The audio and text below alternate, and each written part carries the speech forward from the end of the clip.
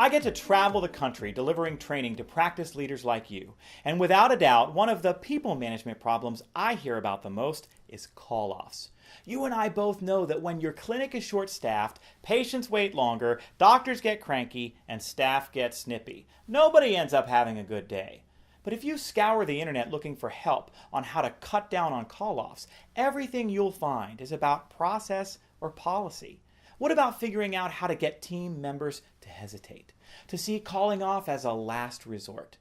Hi folks, Joe Mull here, and in this episode of Your Practice Ain't Perfect, we're talking about cutting down on call-offs, so stick around.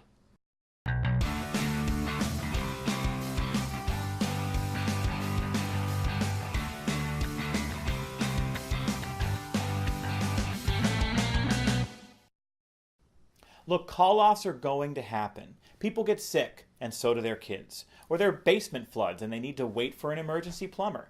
Life happens, and if you can't have compassion for that and accommodate it from time to time, then you're doing this wrong.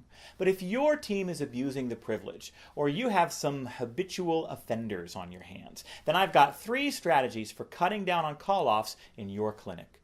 Number 1, get creative with accountability. Call-offs make things tougher on everyone in your clinic, so come up with ways to involve others if call-offs are a problem. For example, I know of one practice where, after calling off, the employee must present their reason for their absence to the entire staff, who then vote on whether to count it as an excused absence. Or here's another idea, get your doctors involved. One of my clients requires employees to call the physicians themselves to call off, and that's helped cut down on no-shows. At the very least, no more texting. Use a phone tree and require that the employee calling off speaks with you or another leader directly to call off. Allowing people to text or leave voicemails eliminates the uncomfortable conversation, making a call off way too easy. Number 2, assess and cultivate employee engagement. Employees who feel valued, needed, and challenged, they don't call off. Staff members who are bored, unhappy, or micromanaged do. Research tells us there are a handful of conditions that lead employees to give their all and care and try. They include helping employees use their strengths every day, giving them influence at work, nurturing relationships between teammates, and much more. If you aren't working daily to create these conditions, then there's a good chance your team is just going through the motions, doing the minimum, and calling off.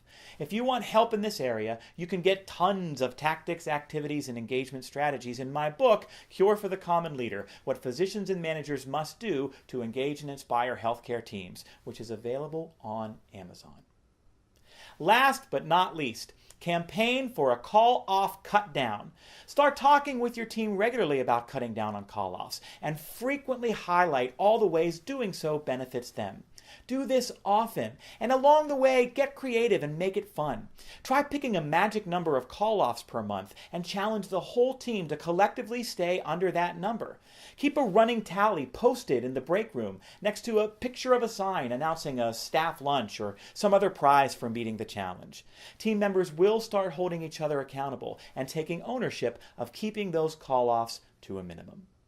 So there you have it. Get creative with accountability, assess and cultivate engagement, and campaign for a call-off cut-down.